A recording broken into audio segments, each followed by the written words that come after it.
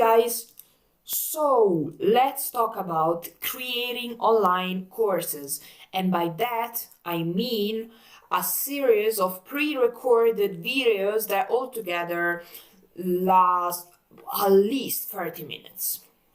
So who would benefit the most from watching this video? Well, I created it for online instrumental music teachers, meaning teachers that teach online live video lessons. That said, even if you teach in-person lessons, you could benefit from watching this video as well.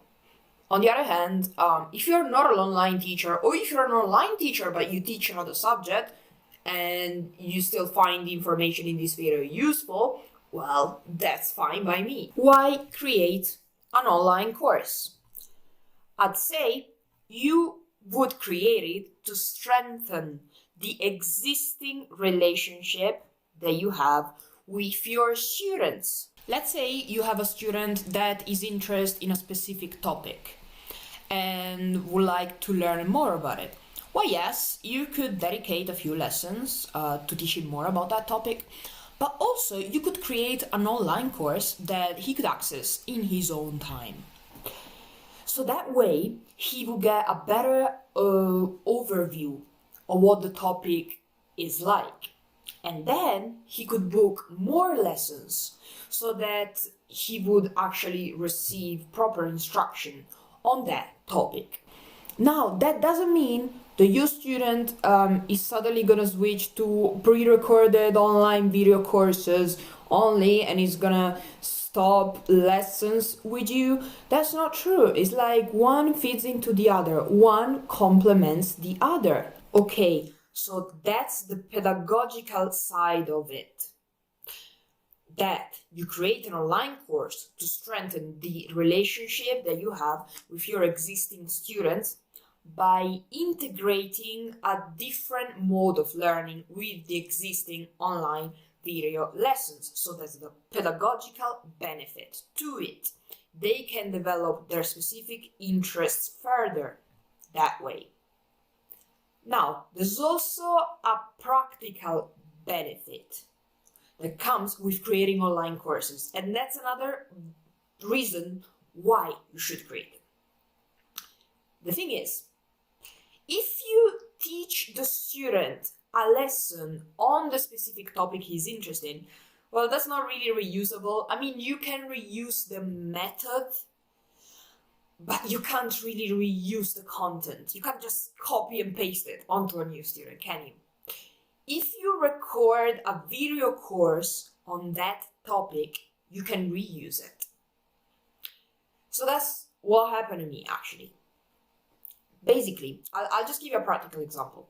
So I had this student of mine, and she's learning guitar. And then her mother said, oh, actually, my younger daughter, wants to learn how to play the ukulele. She's 8 years old. Right, and I had already created an online video series for children that wants to learn how to play the ukulele. Actually, I initially didn't think of it as an online course. It was just this video series. But then I was like, okay, here's my chance to use my existing content to serve her needs. And actually, I was going to be away for a few weeks. So I was like, well, when I'm back, I'll be able to teach your other daughter. But in the meantime, I've created this course for children that want to get started with ukulele playing. And so she bought it. But actually, let me go off on a tangent here, because who doesn't like people that go off on tangents? So basically, do you remember that I said I served her needs by giving her access to the online course? I didn't monetize on her needs, or at least not straight away. So basically, what I did is, oh hey, this is the course, here's the password to access it. It was a password protected web page on my website. However, in the footer of my website, I have a buy me a coffee button. Basically, Buy Me a Coffee is a platform where creators can receive donations from their fans or where they can sell digital products. Okay?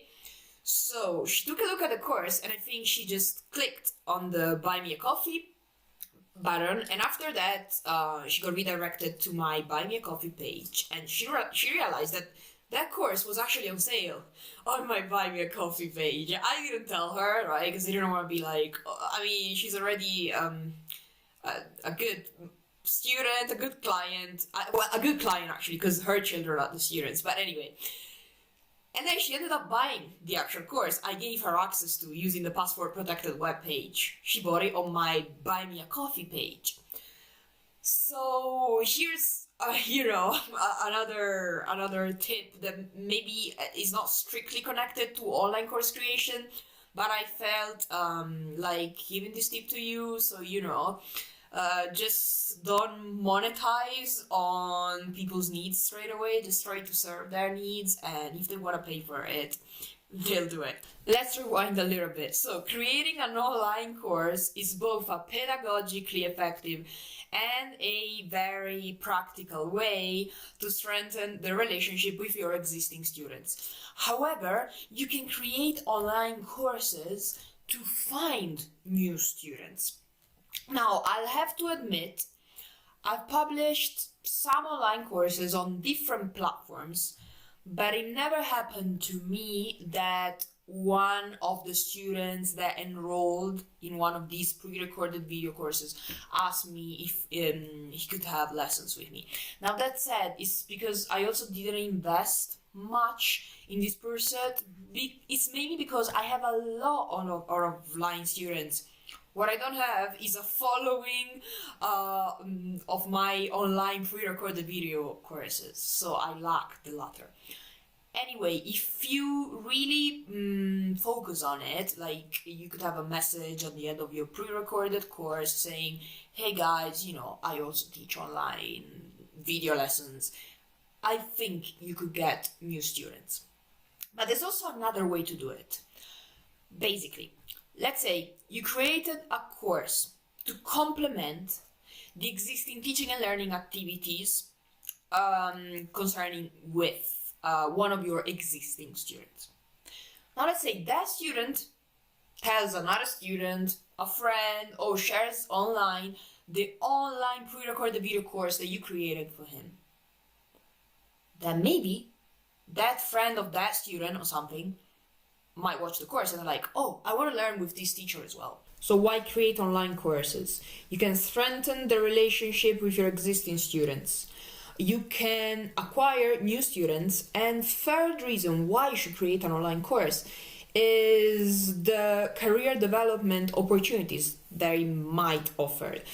Well, I'm saying might because I can't really say that I got a job because I created a portfolio of online courses, but you never know. So basically, that allows you to have a portfolio that shows your teaching methods, that shows you're tech savvy, and you have it there. You can use it for job applications.